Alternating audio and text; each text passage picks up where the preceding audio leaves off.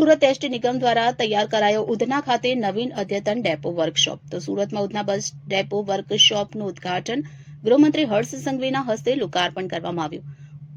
Udhna depot વર્કશોપમાં 9000 ચોરસ metre વિસ્તારમાં આ ડેપો તૈયાર કરવામાં આવ્યો છે. ગુજરાત રાજ્ય માર્ગ વાહન વ્યવહાર નિગમ દ્વારા 4.72 કરોડના ખર્ચે તૈયાર કરવામાં આવ્યો છે.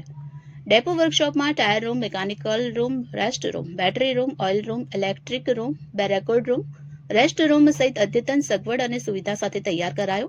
નવનિર્મિત ડેપો વર્કશોપના ઉદ્ઘાટનમાં સ્થાનિક ધારાસભ્ય સાંસદ મુકેશભાઈ દલાલ, મેયર દક્ષેશભાઈ માવાણી સહિત અધિકારીઓ અને સ્થાનિક લોકો જોડાયા હતા.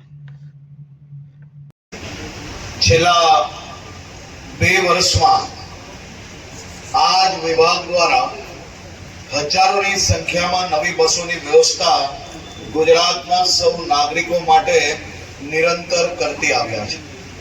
હું એસટી ના સૌ પરિવારજનોને સર્વપ્રથમ અભિનંદન આપવા માંગુ છું. જે પ્રકારે આપણે સૌ લોકોએ સ્વચ્છતાનો સંકલ્પ લીધો અને એ સ્વચ્છતાના સંકલ્પને આગળ વધારવા માટે એસટી ના પરિવાર દ્વારા ખૂબ જ સારી રીતે કામગીરી કરવામાં આવી.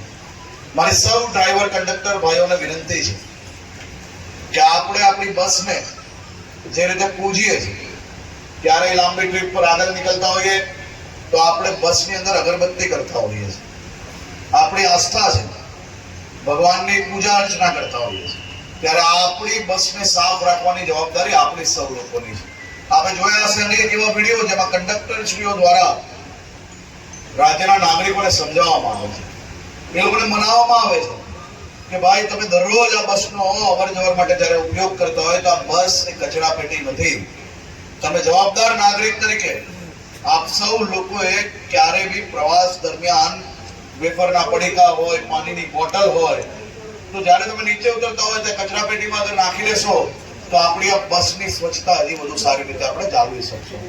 મારી આપ સૌને વિનંતી છે કે આ સ્વચ્છતાની કામગીરીને હજુ વધુ આગળ વધારવા માટે આપ સૌ લોકો ટીમ એસટી પરિવાર દ્વારા મક્કમતાથી સંકલ્પ લઈને હજી આ સંકલ્પને આપણે આગળ વધારવાનો છે. સૌ લોકો સાથે મળીને વધારવાનો છે. આજે સુરત શહેરના નવા વર્કશોપમાં જેટલી મોટી સંખ્યામાં બસોનું જ્યારે સંચાલન થતું હોય તો બસોને ધોવા માટે, રિપેરિંગ માટે, ડેન્ટિંગ પેઇન્ટિંગ માટે અલગ અલગ પ્રકારની વ્યવસ્થાઓ દરેક જિલ્લાઓમાં ઝોન વાઇઝ એસટી દ્વારા કરવામાં આવતી હોય છે. આ વ્યવસ્થા થકી આપણા શહેરમાંથી આવતી જતી બસોને વધુ સારી રાખવા માટે આ નવી વ્યવસ્થા ખૂબ જ કામ આવશે. અમારા ધારાસભ્ય શ્રી મનુભાઈ દ્વારા રાજસ્થાનની એક બસ માટે 2-3 વાર પત્ર મને આ મહિને મળ્યો. ક્યાંની માંગેલી? ઝાલોદ. ક્યાંની માંગેલી? શિયાણા. ઉધનાથી શિયાણા નવી બસ આજે જ હું જાહેર કરું છું અને ઝડપથી 1-2 દિવસની અંદર જ એ બસને ચાલુ કરવામાં આવે. આપણે સૌએ